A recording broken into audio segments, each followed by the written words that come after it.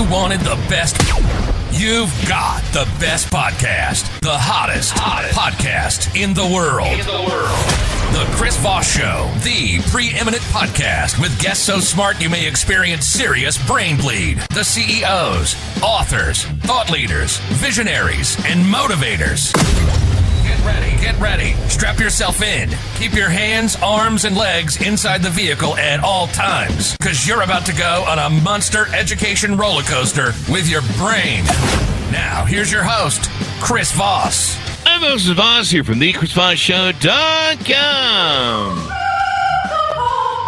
Thanks, everyone, for coming by the show. We certainly appreciate it. As always, the Chris Voss Show is 16 years, 2,400 episodes. Some of the most greatest, most brightest guests that we have on this show, 10 to 15 times a week. We pump out more stuff and wonderful content that you can just binge all you want. You want to watch, binge, improving your life? You can do that. Plenty of coaches, books, et cetera, et cetera. You want to binge romance novelists? We have some of the great romance novelists, Tom Clancy books, authors. You know, you like that sort of genre, or you can just listen to everything, which is seemingly what you do. It's about 96% you guys consume of every episode. So good for you. But we need to refer the show to your family, friends, and relatives. That's the setup. Go to goodreads.com/Chris Voss, LinkedIn.com/Chris Voss, Chris Voss 1 on the tickety-tockety, and all those crazy places on the internet. Opinions expressed by guests on the podcast are solely their own and do not necessarily reflect the opinions of the host or the Chris Voss Show. Some guests of the show may be advertising on the podcast, but it is not an endorsement or review of any kind. Today we have an amazing man on the show. We're going to be talking to him about his insightful book that came out January 1st. 2025, called It's Not Your Fault. Structured Psychology is all about you, who you are, and why you think, feel, and do the things you do. We've got Dr. Rogers Follansbee on the show with us today. We're going to be talking about his details, the things he's learned from his study and research, and he's here to tell you about them so you can improve the quality of your life. Maybe we'll get him to get some call-ins and do some therapy online. No, we can't do that. I don't think it's legal. Anyway, he graduated from the Universidad de Navarra in Spain, Pamplona, by the way, for that matter, with a master's degree in psychology. In 1971, acquires a master's degree in clinical psychology from the same place. And from 1969 to 1974, during his postgraduate studies at the university, he instructed undergraduates in the history of psychology and psychodiagnostics. He also held graduate seminars where his emerging theory was introduced. In 1974, Rogers successfully defended his dissertation and graduated summa cum laude. Welcome to the show. How are you, Rogers? Just fine. Thank you. It's great to be here. It's great to have you. Give us your .coms. Where can people find you on the interwebs? I think the easiest thing is just to go to structuredpsychology.com. That's on the net. That really exposes the entire theory little by little and is much easier to understand than to just pick up the book alone. I'm also on Facebook and Instagram, either under my name or under the book's name. So, yeah. So give us a 30,000 overview of what's inside your book. Really what we're doing in the book is introducing an entirely new way to understand the world around us. It's a new way to think. It's introducing a system or a process that one can use to see the world and see others that form a part of that world in a completely new and different way. And this is the result of what I discovered back in the 1970s. That is to say that all living things are relationally living. We are all relational beings. So everyone and everything depends on everyone and everything else. The world around us is where we are inspired to be who we are, basically. The book, It's Not Your Fault, which incidentally you can buy on Amazon. There are several books out there with the same title. Unfortunately, this we discovered a posteriori. We had no idea it was that way. But if you just put my name, Rogers, with an S, Rogers, and then It's Not Your Fault, my book will show up there. Yeah. And basically what it is a roadmap that explains life's barriers, where they come from, and how to deal with them. You mean there's some barriers in this life? There's some That's issues what they told me. we have I don't to deal know. It's with? a rumor. I haven't seen any yet. 57 years. Actually, I think I have. I think I've been, all my broken bones are from it, and beat ups and mental damage and emotional damage and everything else. I've been put through a shredder in life, and it's most of my own doing for that matter. So I can only blame myself. And life is hard. It's not the easiest sort of run through, as it were. Now, why did you choose the title? What does it mean it's not your fault? Can I just go around and blaming everybody and not take self-accountability, or what does it mean? No, it's not blaming others. It's understanding that we have a very limited amount of control over the way we think and feel and behave. There is a structure that is forming a part of who we are. Each living thing shares in that same structure. When we feel as though we question our behavior, or we question the way we think or we feel, and in some ways we feel responsible for all of that. Mm-hmm. And what we're trying to say with the book is that it is the way we are all structured that is really to blame, if you wish, for the way we think and feel and ultimately behave. It is not something that we decide on our own to do. It's already pre-decided for us according to who we are. I think people say that, when kids are born, I used to think, and I didn't have kids, so that kind of made a difference. But I used to think that when kids are born, it was really, they were kind of a blank slate, and it was really the job, whatever happened with the parents and their environment that shaped them. But then, I started learning that, especially with like dogs, and I hear this with kids, that, they kind of come into the world with their own sort of personalities and different issues, and I don't know about issues, but different personalities sort of thing. They're not all an empty blank slate. How does this happen where we come into this world already kind of built this way, or a setup for these issues? Give me a more in depth on that. You're correct in assuming that it isn't just a clean slate, that this is an old 1930s idea. Bertrand Russell and so forth came forth with this idea of the clean slate, and that is the environment that then builds us into the people that each one of us is. That has been found to be totally baseless. What is not baseless is the fact that we are born with a whole set of baggage, and that baggage is genetic. We are loaded down with genetic baggage at birth.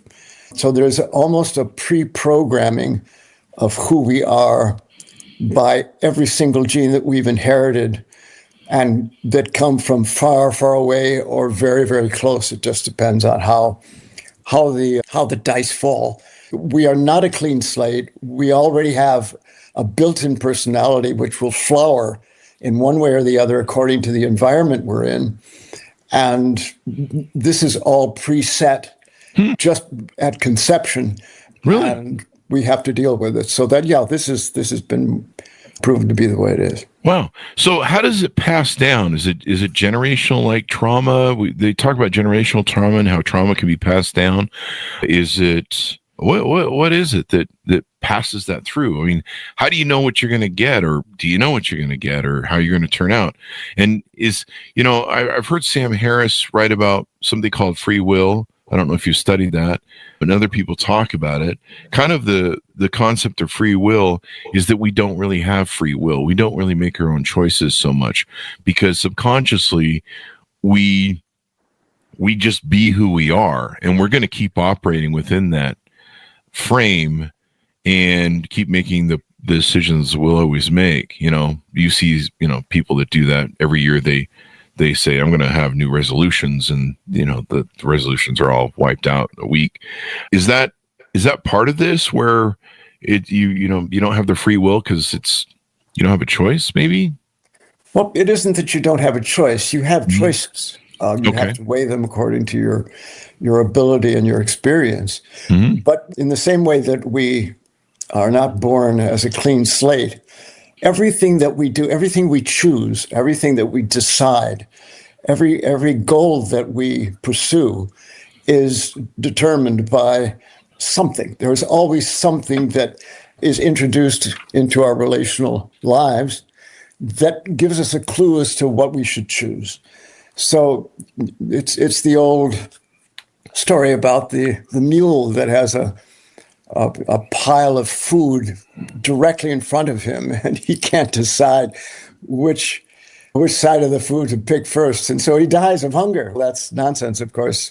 He's hungry enough, he'll just pick up the food and eat it.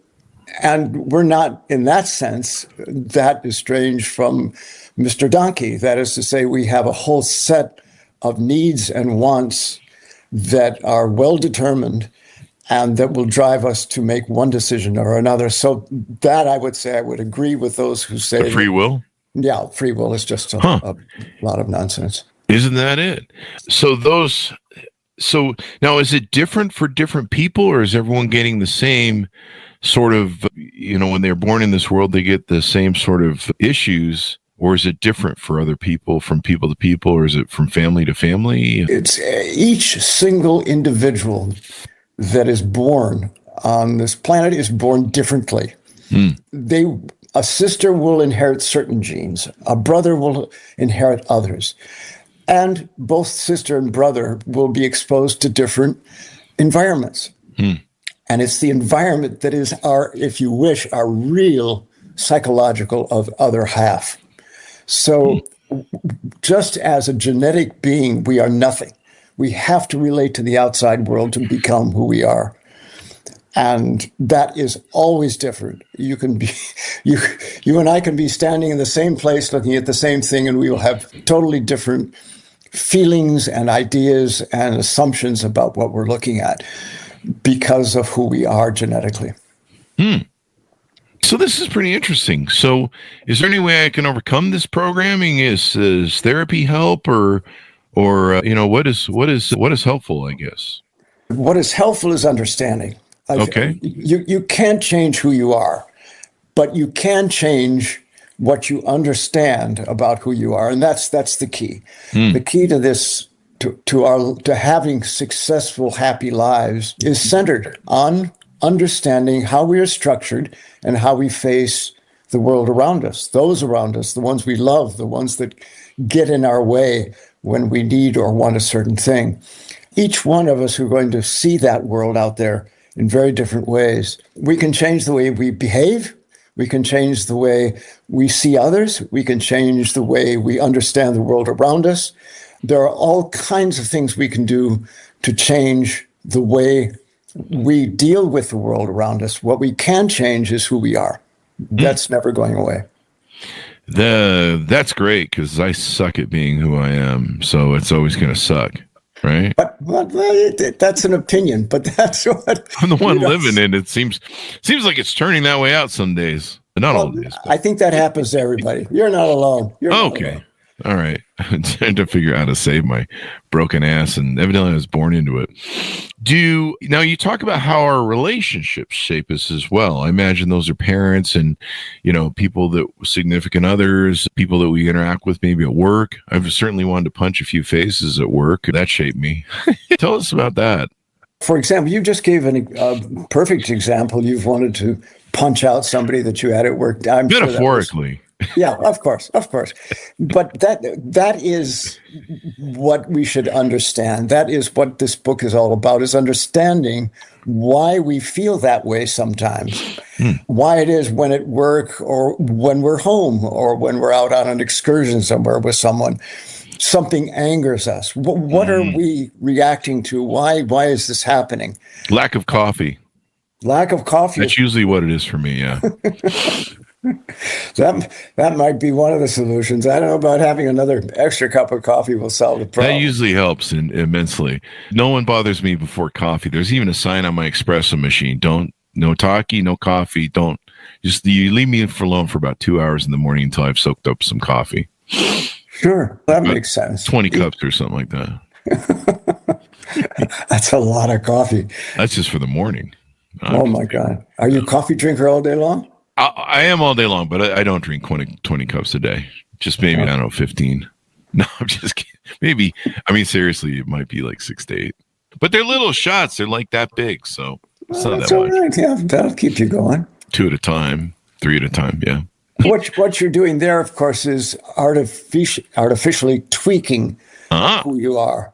And that, with drugs, and I guess you could call coffee a drug. Yeah, caffeine. We can modify our behavior in any number of ways because we're changing the way we feel about the world around us. But if we just leave ourselves to our own devices, then that is who we are dealing with the world that we're confronted with and what I call the environment.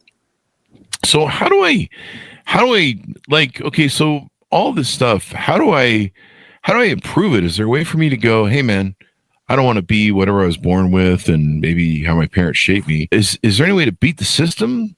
Or, I feel like I'm rigged in a prison. Then I'm stuck because, I was born this way and how do I get out of it? Or is there a way to get out? There isn't a way of not being who you are. You will be that way the rest of your life. But damn it. But there is a solution to all this. Okay. And that's understanding. Through understanding, knowledge does amazing things for us, which is why I wrote this book. Because if you understand the way you're structured, you will understand the way everyone else is structured too. And that will explain to you why all of a sudden, say, you feel like punching out someone at work. What happened? Where do those feelings come from? Why is there some sort of a demand inside of you that says, boy, I would really like to punch this guy out? And knowing that, understanding what the process is that's involved in creating that anger gives you a solid place in the driver's seat. So once you know why this is happening, then you can deal with it. If you don't know what's happening, if you don't know what is motivating or causing the behavior that you're going through, then you can't. You have lost all control. But understanding how you're structured and the way the rest of the world is structured, then you have the upper hand. So tell us about yourself. How did you grow up? How did you kind of learn about what got you into psychology, motivated to do that, and everything else? I think, Chris, there's a rule of thumb we psychologists have, and that is that we know that everybody is a little bit off, but we're a little bit further off than everybody else. And that's what motivates all psychologists to become psychologists. The idea is to return a certain degree of control back to the psychologist who is suffering from whatever kind of neurosis they think they might be suffering from. And that's exactly what we're doing with the exposure of It's Not Your Fault. We're giving back a certain degree of control to the reader and understanding why they do the things that they do. Then they are returned to the level of control that they need in life in general to get along with others and to get along with this life, which is very, very demanding. And I think just like everybody else that studies psychology, I was curious. Why do I feel this way? What has prompted these dark feelings? Or what has made me so happy over here? Why is that? Why isn't Jerry and Sally and everybody else happy too? What is this all about? And since I hate mysteries that aren't solved, I went in to solve the mystery, and that's why I became a psychologist. And that's what brought you into the field. Yeah. So what prompted you to write this book? You've done lots of research, I guess, behind this and data and how does it fit in with the rest of psychology? Are the psychology fellows all, I think this might be it. No, not at all. The reason why I felt that it was time to get the message out, I think is more of a question of age. This was developed back in, as I said, 1970, and I defended the thesis that this is basically my doctoral thesis back in 1974, but it was incomprehensible. Nobody really understood what the whole thing was about. So over the years, I've dedicated my life to testing in depth the theory itself, and modifying it and restructuring it and trying my best to simplify it until I got to a point where I thought, now it's ready to have some sort of public face to it. We should write something that people can access and finally understand, which I think is just a major finding. Unfortunately, it is not a major finding that most psychologists would immediately go along with. Their psychology, and the psychology that I learned as a student of psychology, is a standard classical mix of ideas and guesswork and as much inventing as one can do to arrive at some kind of a conclusion about the reasons why we behave the way we do. But none of them are scientific. This is the first time that there's been a scientific basis to understanding our human behavior. Oh, well, so that it got to the point where I said, I have to get this out. It's too much fun. So lots of years of study went into this and stuff. It's not your fault, but so there's no one we can blame otherwise, right? You just go, that's the dice roll of genetics and birth. That's everybody's sort of plight, if you wish. We're all in the same boat. We all have the same, we are structured identically, but each one of us has a completely different set of genes, and we have a completely different set of environment. So that's what makes each one of us so different from the other.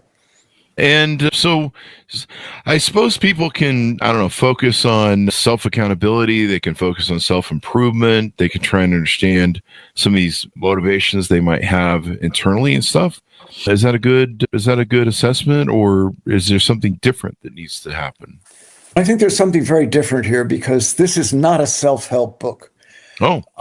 No, believe it or not, we try to steer the reader away from thinking that they're latching on to something that is a sort of map that they can use to finally find the gold and riches of life and be happy forever.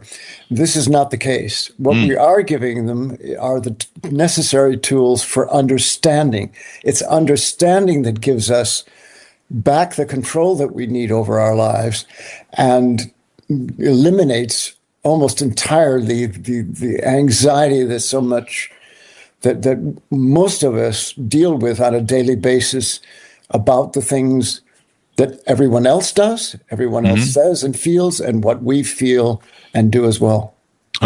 As people come away from the book, let's expand on that a little bit more, because that's usually what I'll ask for. But let's expand on a little bit more. And how can they use the book the best? What's the best way for them to sit down and utilize the book in a way that they can make changes to their life? I think the trick is given out at the very beginning of the book itself.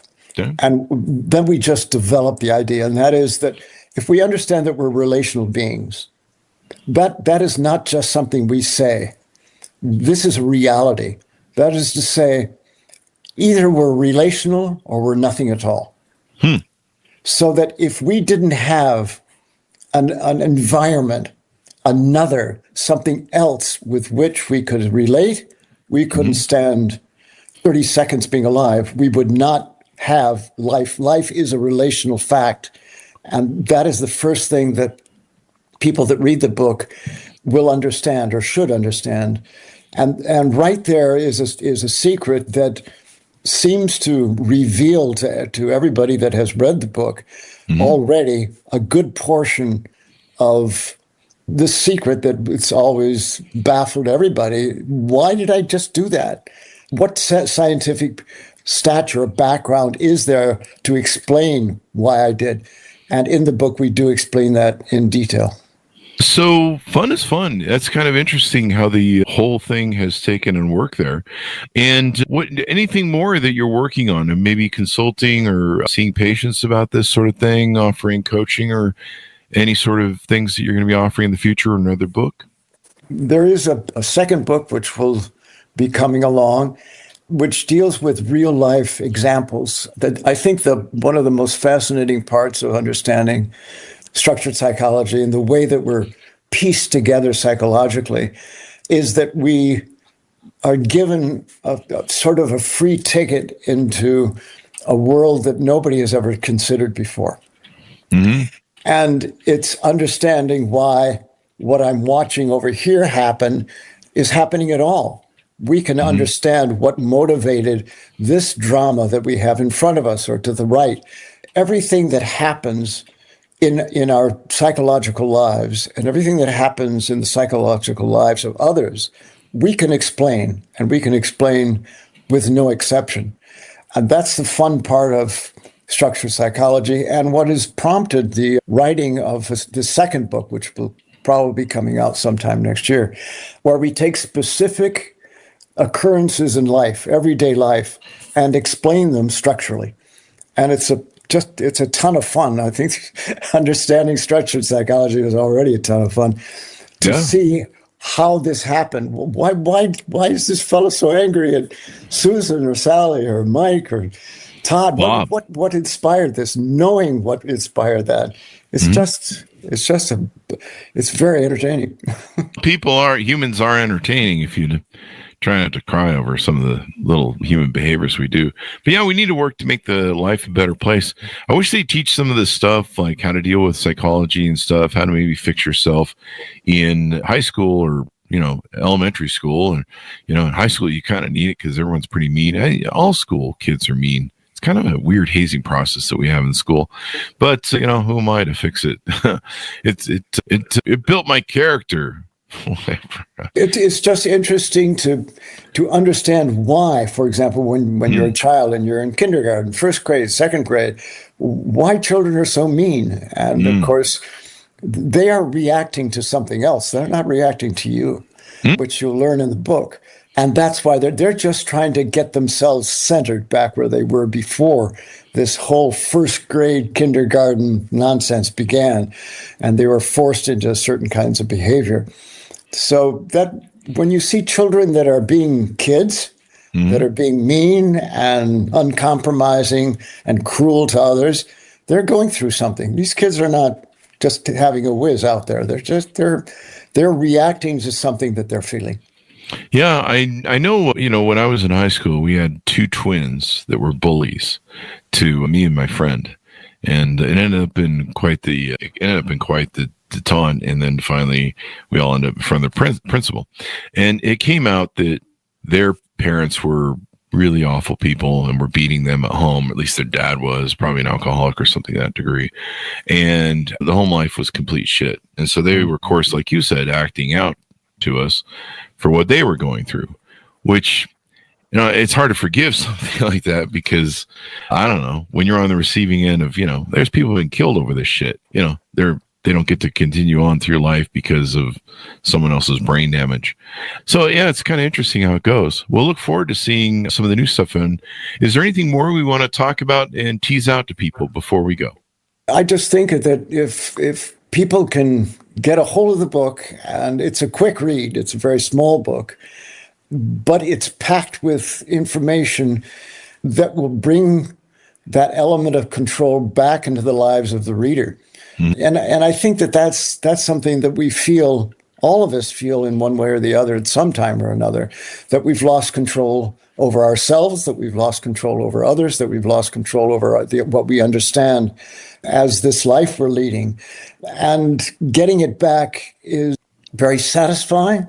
And it also gives us some tools to work with as we go through this life, which is not easy, to understand why it is as difficult as it is and what we can do about it. Pitch out your .com so that people can find you on the interweb, where they can order the book and all that good stuff. Okay. Yes. You have structuredpsychology.com. Facebook and Instagram is where you can go. Thank you very much, Rogers, for coming on the show. We really appreciate it. Very insightful stuff. And hopefully we can help more people discover, what they're doing wrong in life and maybe how to, just be better people, because we definitely need better people around. I've seen the news and it's not looking good so far. So thank you very much for coming on the show, sir. Thank you, Chris. Thank you. And thanks, everyone, for tuning in. Order the book wherever fine books are sold. It's not your fault. Structured psychology is all about you, who you are, why you think, feel, and do the things you do. I'm going to mail a copy to all my ex-girlfriends. Wait, it's not my fault, your fault? Anyway. One of those two. That joke failed. Anyway, pick it up January 1st, 2025. Thanks so much for tuning in. Go to goodreads.com/Chris Voss, LinkedIn.com/Chris Voss, Chris Voss1 on TikTok, and all those crazy places. Be good at yours. Stay safe. We'll see you next time. And that should have us out. Great show, man.